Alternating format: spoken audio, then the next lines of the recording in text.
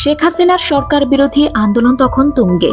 বিএনপির কেন্দ্রীয় নেতারা একের পর এক ধরা পড়ে জেলে। আন্দোলনের মাঠ প্রায় নেতৃত্ব শূন্য। এ সময় দলের মুখপাত্র হয়ে কর্মসূচি ঘোষণা করতে থাকেন যুগ্ম মহাসচিব সালাউদ্দিন আহমেদ। গ্রেফতার এড়াতে এক পর্যায়ে আত্মগোপনে থেকে দিতে থাকেন বিপ্লবী ভিডিও বার্তা। তাতে চাঙ্গা হয়ে ওঠে আন্দোলন। বিএনপির এই কেন্দ্রীয় নেতাকে ধরতে হন্যে সরকারি বাহিনী, কিন্তু তার হদিস করতে পারছে না কেউ।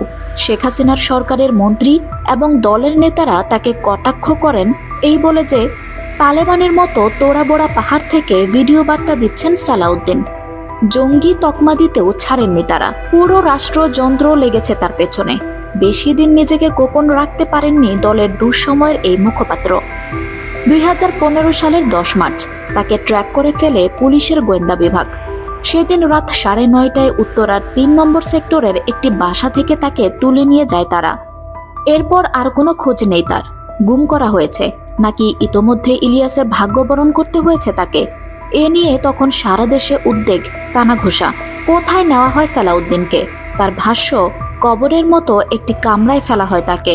কোনো বাড়ির নিচতলা সেটি। ছাদে হাই পাওয়ার লাইট। নিঃসঙ্গ এক কক্ষে কাটে 61 দিন। খাবার দেওয়া হতো লোহার দরজার নিচ দিয়ে। টয়লেটের জন্য কোনো রকম ব্যবস্থা ওই কক্ষেই। 2 মাস ধরে এখানে প্রায় তাকে নির্যাতন করা হয় সরকারের সর্বোচ্চ কর্তৃপক্ষের ইশারায়।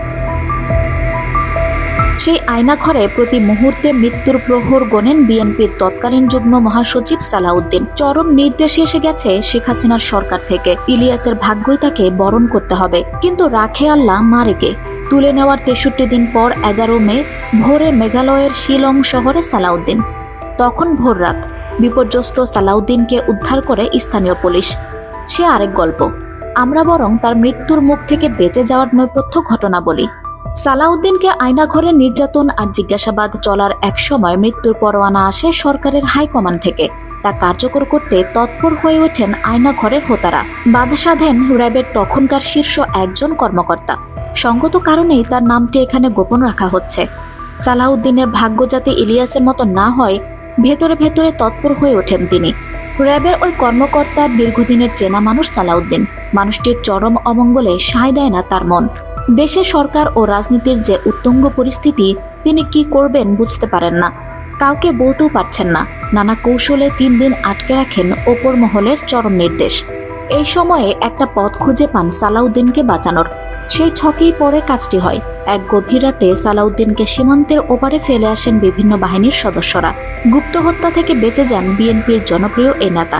হাঁপ ছেড়ে বাঁচেন কর্মকর্তাটি। 5 আগস্ট শেখ হাসিনার পতনের পর সুগম হয় দেশে ফেরার পথ। ট্রাভেল পাস নিয়ে গত 11 আগস্ট দিল্লি থেকে এয়ার ইন্ডিয়ার একটি ফ্লাইটে দেশে ফেরেন তিনি। ছুটে যান নিজের মাতৃভূমি কক্সবাজারে। মৃত্যুর দুয়ার থেকে ফেরা সালাউদ্দিন ফুলেল সংবর্ধনায় সিক্ত হন বিপুল মানুষের। আঞ্জুম হক আরবি, আমার সংবাদ।